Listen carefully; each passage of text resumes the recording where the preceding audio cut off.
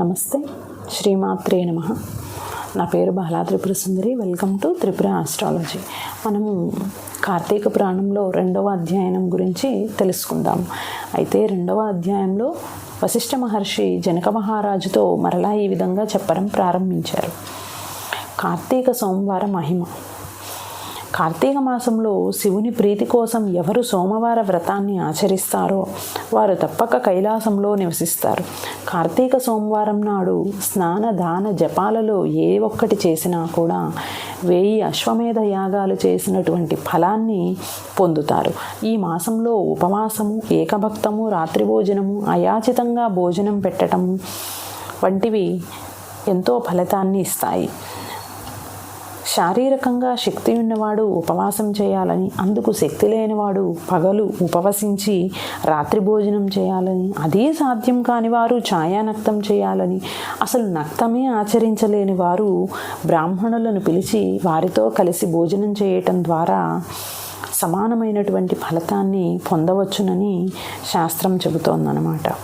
అయితే ఈ కార్తీక వ్రతాలలో ఏ విధమైన వ్రతాన్ని ఆచరించని వారు 8 యుగముల కాలము నరకమందున్న కుంభీపాకంలోనూ రౌరవంలోని బాధలను పొందుతారని కార్తీక సోమవారం నాడు యథావిధిగా ఉపవాసము ఉండి శివుని పూజించిన పిదప శివలోకాన్ని పొందుతుందని స్త్రీ పురుషుల ఎవరికైనా సరే కార్తీక సోమవారం నాడు నక్షత్రములను చూచిన తరువాత భుజిస్తే వారి పాపాలన్నీ అగ్నిలో వేసిన దూదిలాగా నశిస్తాయని తెలుస్తోంది. కార్తీక సోమవారం నాడు శివలింగానికి అభిషేకం చేసి పూజించి రాత్రి భుజించిన వాడు శివునికి ప్రీతిపాత్రుడవుతాడని తెలుస్తోంది. ఈ విషయాన్ని తెలియజేసే కథ ఒకటి చెబుతాను, విను. కైలాసమునకు వెళ్ళినటువంటి కుక్క కథ. కాశ్మీర దేశంలో యజ్ఞం చేసే పురోహితుడు ఒకడు ఉండేవాడు. అతనికి అందమైన కుమార్తె ఉండేది. మంచి యవ్వనంతో చక్కగా అలంకరించుకొని పురుషులను ఆకర్షించుటలో నేర్పరి అయిన ఆమె దుర్గుణములను చూసి తల్లిదండ్రులు, అత్తమామలు కూడా ఆమెను విడిచిపెట్టారు. ఆమె స్వభావమును బట్టి అందరూ ఆమెను కర్కశ అని పిలిచేవారు. ఆమె భర్త మిత్రశర్మ సకల వేద పారంగతుడై మిక్కిలి గుణవంతుడైన అతడు సౌరాష్ట్ర దేశస్థుడు. దయాదాక్షిణ్యములు, మంచి హృదయము కల అతని మెతకదనము చూసి భార్య ప్రతిరోజు అతనిని బాధించేది. భార్య చేత దెబ్బలు తింటున్నప్పటికీ గృహస్థ ధర్మముపై కోరిక చేత అతడు ఆమెను విడువలేక ఆమె పెట్టెడి కష్టములను కూడా భరిస్తూ కాలం వెళ్ళబుచ్చసాగాడు. ఇలా ఉండగా ఒకనాడు కర్కశతో శారీరక సంబంధం కలిగిన పరపురుషుడు డబ్బు, నగలు మొదలైనవి తృప్తిగా ఇచ్చి తమ సంభోగమునకు మిత్రశర్మ వల్ల భంగం కలుగుచున్నదని కనుక భర్తను చంపమని చెప్పాను. ఆ రోజు రాత్రి భర్త నిద్రించిన తరువాత తాను లేచి పెద్ద రాతితో అతని తలపై కొట్టింది కర్కశ. ఇదే ఒకే దెబ్బతో మరణించిన భర్త శవాన్ని ఆమె తన భుజంపై వేసుకొని వెళ్ళి ఒక పాడు నూతిలో పడవేసింది. ఈ విధంగా భర్తను చంపిన కర్కశ కామశాస్త్ర ప్రవీణులైన అనేక మంది పురుషులతో సంభోగిస్తూ భర్తలపై అనురాగము కలిగి ఉన్న ఇతర స్త్రీలను కూడా తన దుర్గుణములతో చెడగొట్టి వారిని కూడా తన వెంట తిప్పడం మొదలుపెట్టింది. కాలక్రమంగా నాస్తికురాలైన ఆమె భగవత్ చింతనను వ్యతిరేకించింది. ఈ విధంగా యథేచ్ఛగా పరపురుషులతో సంచరించిన ఆమెకు యవ్వనం నశించి ముసలితనం వచ్చింది. అయితే చివరాంతంలో కురుపులు పుట్టి పురుగులతో లుకలుకలాడి దుర్గంధంతో చివరకు అనేక బాధలతో ఆమె మరణించింది. ఈ విధంగా మరణించిన కర్కశను యమదూతలు నరకమునకు తీసుకొని పోయి మండుతున్న ఇనుప స్తంభమునకు ఆలింగనము చేయించి సీసమును కాల్చి చెవులో పోసి అనేక విధముల నరక బాధలను పెట్టింది.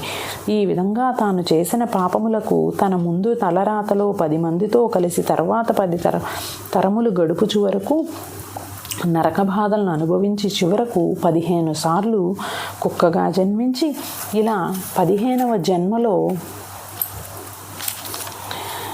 కళింగ దేశంలోని ఒక బ్రాహ్మణుని ఇంటిలో కుక్కగా పుట్టిన కర్కశ ఇంటింటికి తిరగడం మొదలుపెట్టింది. ఇలా ఉండగా ఆ బ్రాహ్మణుడు కార్తీక మాసంలో సోమవారం నాడు పగలంతా ఉపవాసం చేసి తన ఇంటిలో శివలింగానికి అభిషేకం చేసి సోమవారం నాడు అభిషేకమైన తరువాత తాను నివేదన చేసినటువంటి ఆహారాన్ని తను భుజించి మిగలగా ఉన్నదాన్ని ఆ కుక్కకు నేలపై ఉంచి వెళ్ళాడు. కుక్కగా తిరుగుతున్న కర్కశ ఆ రోజంతా తిండి దొరకక నీరసించినదై ఆ రోజు రాత్రి అతను ఉంచినటువంటి ఆహారాన్ని తిని ఆ పుణ్యఫలమున పూర్వజన్మ స్మృతిని పొంది రక్షించండి రక్షించండి అని గట్టిగా అరిచింది. బ్రాహ్మణుడు బయటికి వచ్చి ఆశ్చర్యంతో అసలు విషయం చెప్పమని ఆ కర్కశను అడిగాడు. అందుకు ఆ కర్కశ తన వృత్తాంతమంతా ఆ బ్రాహ్మణునికి వివరించి, ఓ బ్రాహ్మణోత్తమ, ఎన్నెన్నో పాపములు చేశాను, అనేక నరక బాధలను అనుభవించి 15 సార్లు కుక్కగా జన్మించాను, చివరికి ఇప్పుడు ఈ విధంగా పూర్వజన్మ జ్ఞానం ఎలా కలిగిందో చెప్పమని అడిగింది. అప్పుడు ఆ బ్రాహ్మణుడు తన జ్ఞాన దృష్టితో విషయమును తెలుసుకున్నవాడే, ఓ కర్కశ, ఈరోజు కార్తీక సోమవారము, ఈ రోజంతా ఉపవాసం ఉన్న నీవు ఇప్పుడు నేను ఉంచినటువంటి శివప్రసాదమును స్వీకరించావు. ఆ పుణ్యం వల్ల నీకు ఈ పూర్వజన్మ స్మృతి కలిగినది అని ఆ బ్రాహ్మణుడు కర్కశతో చెప్పినాడు. అప్పుడు కర్కశ, బ్రాహ్మణోత్తమ, నీవు వేదాంగ పారంగతుడవు, సర్వము తెలిసినవాడవు కనుక నాకీ కుక్క జాతి నుండి మోక్షము కలిగించే ఉపాయం చెప్పమని ప్రార్థించింది. పరోపకార బుద్ధి కల ఆ బ్రాహ్మణుడు తాను చేసినటువంటి కార్తీక సోమవారముల పుణ్యములలో ఒక సోమవార పుణ్యాన్ని కర్కశకు ధారపోశాడు.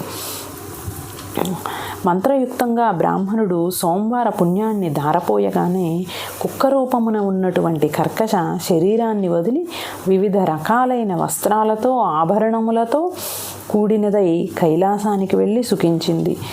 ఓ జనక మహారాజా, పై కథను బట్టి కార్తీక సోమవార వ్రతాన్ని ఆచరించిన వారికి మోక్షము హస్తగతమని తెలుస్తోంది. కాబట్టి పుణ్యప్రదమైనటువంటి ఈ కార్తీక వ్రతాన్ని నీవు తప్పక ఆచరించదగిన వాడవు అన్నారు వశిష్ఠ మహర్షి. అది ఈ విధంగా కార్తీక వ్రతం 2వ అధ్యాయం సమాప్తం. అయితే మనకు ఈ మాసంలో ప్రత్యేకంగా కార్తీక సోమవారం గురించి, వ్రతము గురించి, అలాగే ఉపవాసం గురించి చెప్పడం జరిగింది. నక్తము అంటే ఉపవాసం చేయదలుచుకున్న వారు ఈ 3 రకాల చేయొచ్చు అన్నమాట. అదేంటి అంటే, కార్తీక మాసంలో నక్తం ఉండగలిగిన వారు అంటే పగలంతా ఉపవాసం ఉండి రాత్రికి 7 తర్వాత చుక్కలు చూసిన తర్వాత భోజనం చేయటాన్ని కార్తీక నక్తము అంటారు. ఈ నక్తం చేయలేని వారు ఛాయానక్తం చేయవచ్చును. ఛాయానక్తము అనగా మధ్యాహ్నం 3 తరువాత అంటే 2 జాములు దాటిన తరువాత మనము భోజనం చేయవచ్చు. సాయంత్రం దాకా ఉండలేని వారికి ఇది ఒక వెసులుబాటు అన్నమాట. దీన్ని ఛాయానక్తము అంటారు. అది కాదు ఇది కాదు, మేము ఉండలేము, ఉపవాసం ఉండలేము అనుకున్న వారు మామూలుగానే భోజనం చేయొచ్చు. ఈ కార్తీక మాసం నెల రోజుల్లో ఎవరైనా సరే ఒక 4 బ్రాహ్మణులను పిలిచి భోజనం పెట్టి వారితో పాటు మీరు కూడా భోజనం చేయటం ద్వారా ఎంతో పుణ్యం ప్రాప్తిస్తుందని మనకి ఈ అధ్యయనంలో వశిష్ఠ మహర్షి తెలియజేయడం జరిగింది. స్వస్తి.